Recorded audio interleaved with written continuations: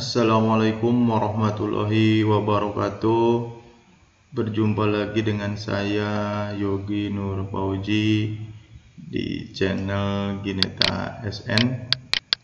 Pada kesempatan kali ini saya akan memaparkan atau membahas soal latihan soal SKB IPS untuk guru SD pada kompetensi pedagogik. Namun sebelumnya jangan lupa untuk like, comment, and subscribe, karena subscribe itu gratis, teman-teman. Oke, langsung saja kita bahas nomor 1. Lingkungan alam dan lingkungan sosial sekitar merupakan sumber belajar IPS yang sangat penting karena memberikan pengalaman langsung kepada peserta didik. Rancangan pembelajaran IPS yang menggunakan lingkungan sekitar sebagai sumber belajar untuk memahami benda-benda dan fenomena di sekitarnya dapat dilakukan dengan metode pembelajaran inquiry. Dalam metode tersebut, guru memiliki peran yang sangat penting sebagai fasilitator yang menunjukkan dan mengarahkan apa yang harus dilakukan oleh peserta didik di dalam lingkungan. B. Manajer yang mengatur dan mengelola sumber belajar, waktu, dan mengorganisir kelas dalam kegiatan belajar di dalam lingkungan. C. Administrator yang bertanggung jawab terhadap kegiatan di lingkungan sekitar sekolah. D. Motivator yang memberikan rangsangan kepada siswa agar dapat berpikir dengan aktif dan kreatif untuk mempelajari benda-benda yang ada di lingkungan sekitar. E. Sumber informasi yang memberikan penjelasan dan informasi berkaitan dengan fenomena yang ada di lingkungan. Oke, ini metode pembelajaran inquiry ya. Yang paling tepat mana? Oke, yang paling tepat yaitu jawaban A. Ya. Dalam pendekatan inquiry, guru tidak berperan sebagai sumber belajar karena kegiatan belajar yang paling utama adalah melakukan penyelidikan terhadap benda-benda dan fenomena alam. Dalam kegiatan tersebut, peserta didik didorong untuk mencari pengetahuan dengan cara melakukan pengamatan terhadap fenomena atau benda-benda tertentu. Adapun sintak pembelajaran inquiry, yang pertama yaitu penyajian masalah, kedua verifikasi data, ketiga melakukan eksperimen, keempat merumuskan penjelasan, dan kelima melakukan analisis data. Nah, dalam konteks di atas, maka jawaban yang paling tepat adalah A, ya, karena peran guru dalam kegiatan pembelajaran dengan metode inquiry di luar kelas adalah mengatur, menunjukkan, dan mengarahkan apa yang harus dikerjakan oleh peserta didik di dalam lingkungan tersebut.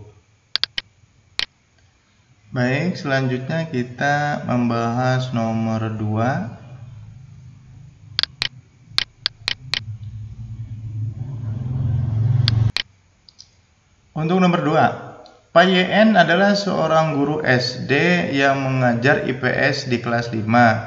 Pada pembelajarannya di kelas, Pak YN memberikan kartu yang berisi pertanyaan-pertanyaan dan kartu-kartu lainnya berisi jawaban. Langkah berikutnya adalah Pak YN membagi kelas menjadi 3 kelompok. Kelompok pertama merupakan kelompok pembawa kartu-kartu berisi pertanyaan-pertanyaan. Kelompok kedua adalah kelompok pembawa kartu-kartu berisi jawaban-jawaban, sedangkan kelompok ketiga adalah kelompok penilai. Dilihat dari proses pembelajarannya, Pak YN telah melaksanakan model apa ya?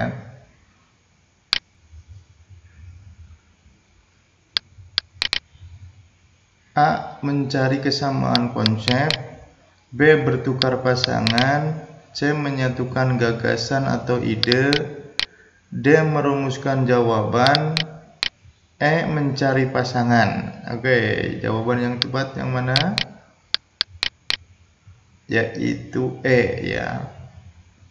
Mencari pasangan. Oke. Mix and match adalah teknik mengajar dengan mencari pasangan. Salah satu keunggulannya, siswa belajar sambil menguasai konsep atau topik dalam suasana yang menyenangkan. Pembelajaran model pembelajaran mix and match yaitu pembelajaran yang teknik mengajarnya dengan mencari pasangan melalui kartu pertanyaan dan jawaban yang harus ditemukan dan didiskusikan oleh pasangan siswa tersebut. Model pembelajaran mix and match atau mencari pasangan merupakan salah satu alternatif yang dapat diterapkan untuk meningkatkan hasil belajar siswa. Oke, model ini biasanya menggunakan kartu-kartu ya. Kartu tersebut terdiri dari yang berisi soal dan kartu yang lain berisi jawaban dari soal-soal tersebut.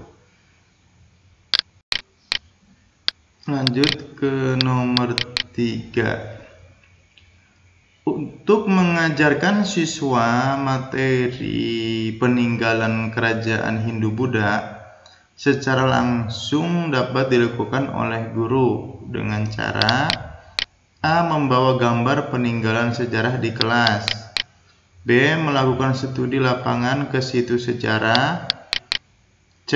Menggunakan media film dokumenter sejarah, D. Membuat replika peninggalan sejarah, E. Menonton film kolosal di bioskop. Oke, jawaban yang betul mana? Oke, yang betul yaitu B ya. Jadi dalam proses pembelajaran langsung ya, melakukan studi lapangan ke situs sejarah. Jadi ini proses pembelajaran langsung ya. Untuk materi pendidikan zaman kerajaan Hindu-Buddha yang paling tepat adalah studi lapangan ke situs sejarah terkait peninggalan, baik artefak atau peninggalan zaman Hindu-Buddha seperti prasasti, candi, istana, bahkan museum yang relevan. Sumber yang sifatnya gambar, film dokumenter, membuat replika tidak bisa digunakan pembelajaran langsung. Jadi yang paling tepat yaitu B. Oke, kita lanjut ke nomor 4 ya. Jika guru IPS akan mengajarkan materi tentang keterampilan mengidentifikasi pergerakan matahari dan pengaruhnya pada musim di Indonesia, maka media pembelajaran berbasis IT yang utama adalah A. Peta benda-benda langit, B. Google Map berbasis Android, C. Peta tematik berbasis Android, D. Peta buta berbasis multimedia, E. Animasi tentang revolusi bumi. Oke, jawaban yang paling tepat yaitu C ya. Kenapa? Di media pembelajaran berbasis IT yang utama untuk mengembangkan keterampilan mengidentifikasi pergerakan matahari dan pengaruhnya pada musim di Indonesia adalah peta tematik berbasis Android yang tersedia di berupa aplikasi dalam handphone guru dan peserta didik. Peta benda-benda langit dan Google Map belum ada dalam Android. Demikian juga belum tersedia dalam bentuk animasi. Peta buta tidak relevan dengan tujuan pembelajaran sekalipun menggunakan multimedia. Ya, sehingga jawaban yang paling tepat C. Oke, kita lanjut ke nomor 5. Pemanfaatan laptop, LCD, dan akses internet dalam pembelajaran IPS SD termasuk penerapan media pembelajaran yang berjenis A. Interaktif, B. Eksklusif, C. Audio, D. Audiovisual, E. Itu visual. Jawaban yang tepat mana? Oke, jawaban yang tepat yaitu interaktif.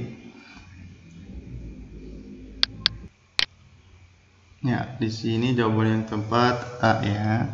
Jadi interaktif. Media pembelajaran interaktif yaitu biasanya diartikan sebagai suatu penyampaian materi menggunakan video, film, animasi, gambar, dan suara menggunakan bantuan komputer yang juga direspon secara aktif oleh siswa sehingga terjadi interaksi antara siswa dengan siswa maupun dengan guru. Adapun untuk eksklusif ya, yaitu media pembelajaran yang sifatnya tertutup atau terpisah dengan yang lain ya, sendiri ya, bersifat istimewa sendiri ya, jadi tertutup. Untuk audio sendiri ya, media pembelajaran audio itu menggunakan alat perekam ya, ya seperti MP3 ya, alat-alat perekam. Kalau yang sekarang recorder ya. Terus kalau audio visual berarti suara dan gambar ya. Berarti ini hanya menggunakan gambar saja dengan suara. Kalau visual hanya menggunakan gambar. Jadi kalau interaktif itu menyeluruh ya. Oke, yang tepat yaitu A.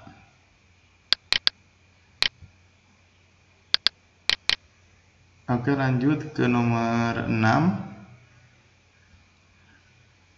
Media pembelajaran adalah komponen yang penting untuk menunjang pembelajaran. Guru perlu terampil dalam memilih dan memanfaatkan berbagai media pembelajaran yang ada di sekolahnya. Dalam kondisi keterbatasan, guru perlu bersikap A. Melaksanakan pembelajaran di kelas tanpa alat bantu. B.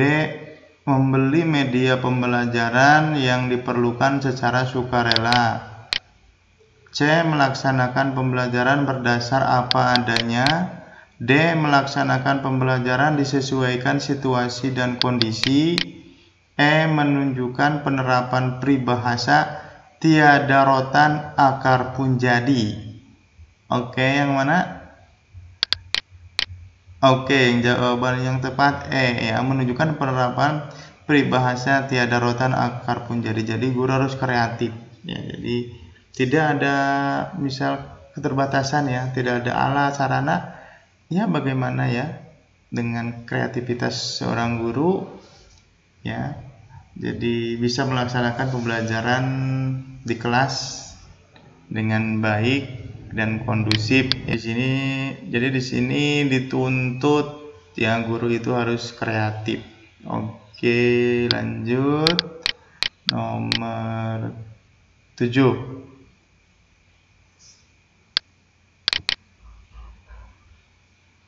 Pak Nur Saleh, seorang guru IPS SD, dalam pembelajarannya mengembangkan evaluasi belajar dengan melaksanakan subsumatif, mengembangkan tes kinerja, melakukan observasi aktivitas siswa, dan memberi tugas kelompok dan individu. Yang dilakukan oleh Pak Nur Saleh tersebut dikenal dengan penilaian A. Acuan patokan, B. Acuan norma, C. Proses belajar, D. Otentik, E. Hasil belajar. Yang tepat yaitu penilaian apa? Penilaian otentik. Jawaban yang betul D. Oke, lanjut ke nomor 8. Suatu ketika guru ingin menguji teori pembelajaran tertentu untuk meningkatkan kualitas pembelajarannya. Guru menerapkan teori tersebut dalam kelas A. Hasil pembelajaran di kelas A lalu dibandingkan dengan kelas B yang menggunakan pembelajaran konvensional. Tindakan uji teori tersebut dalam penelitian dikenal dengan penelitian A. Lesson study, B.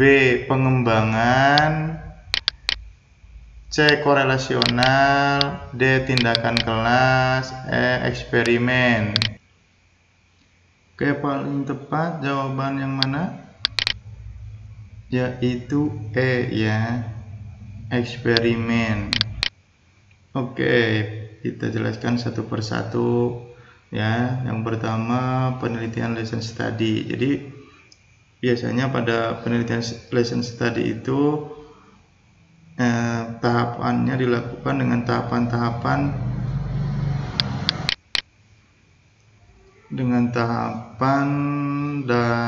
yang berlaku dalam pembelajaran berbasis lesson study.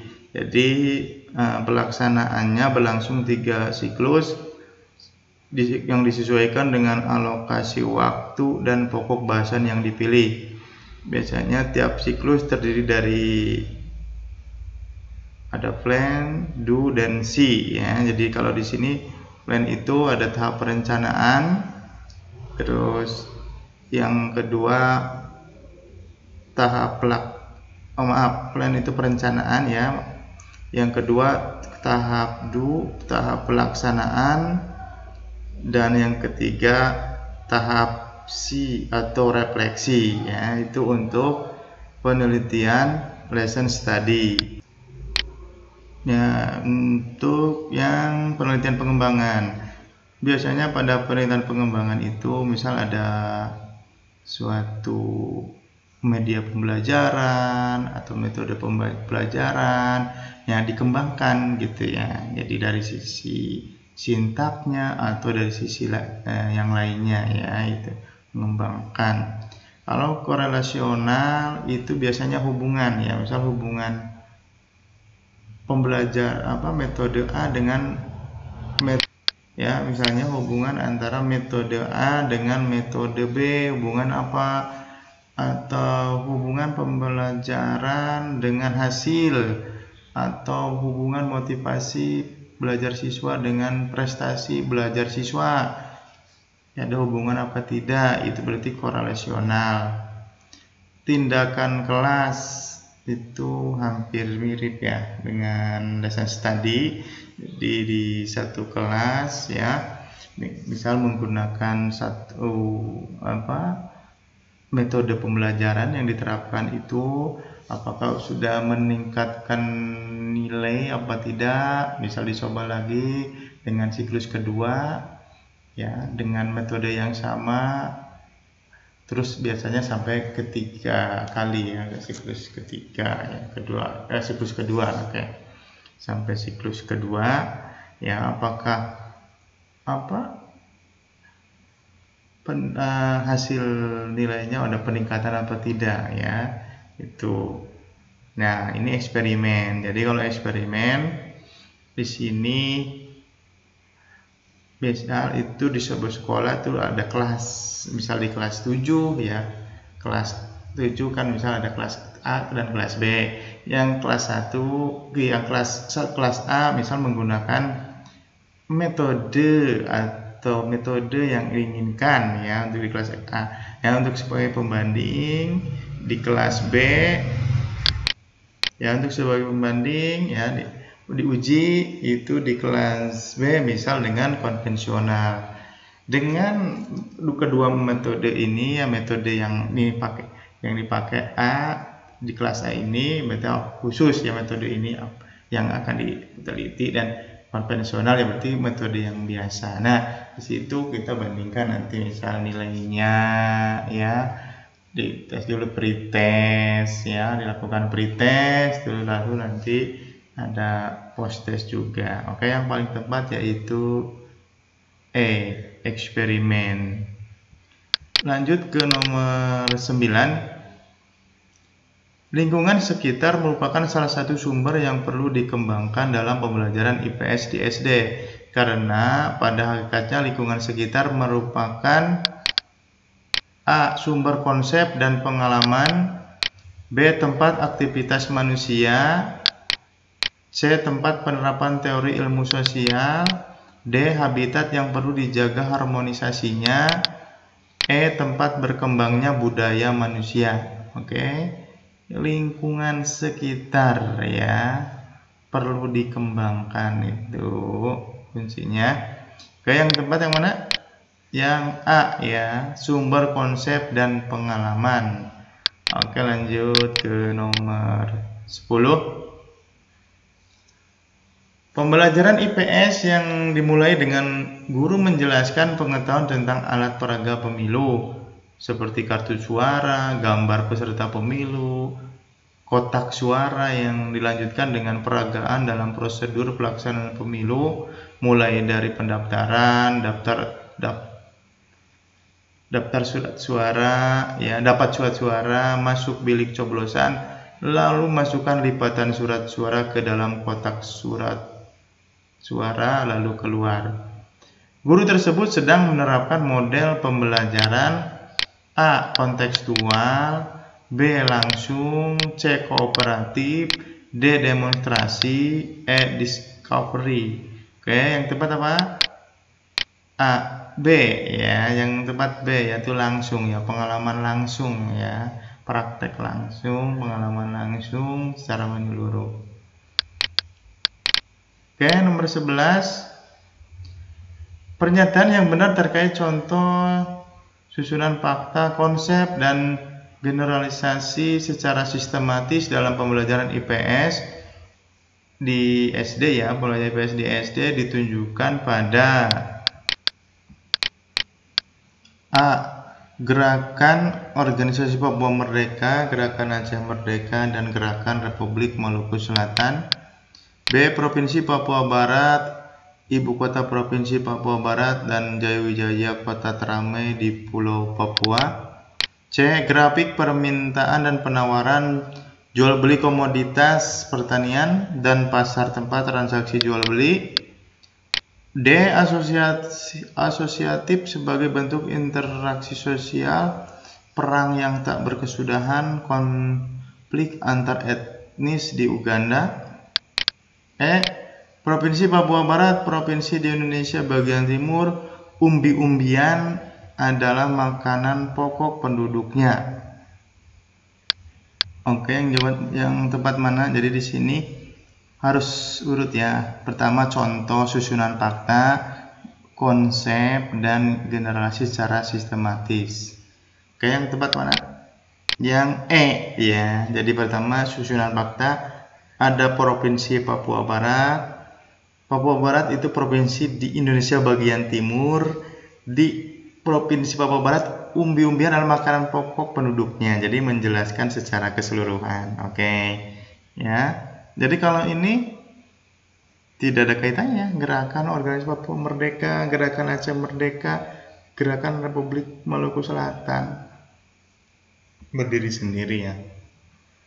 Provinsi Papua Barat, Ibu Kota Papua Barat, dan Jayawijaya Kota Teramai di Pulau Papua nyampir juga, tapi bukan ini. Grafik permintaan dan penawaran jual beli komoditas pertanian dan pasar tempat jual beli yang bukan ya. Oke, yang paling tepat E.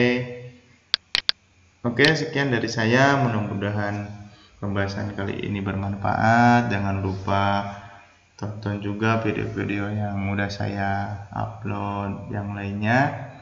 Oke, sekali lagi jangan lupa subscribe. Terima kasih. Assalamualaikum warahmatullahi wabarakatuh.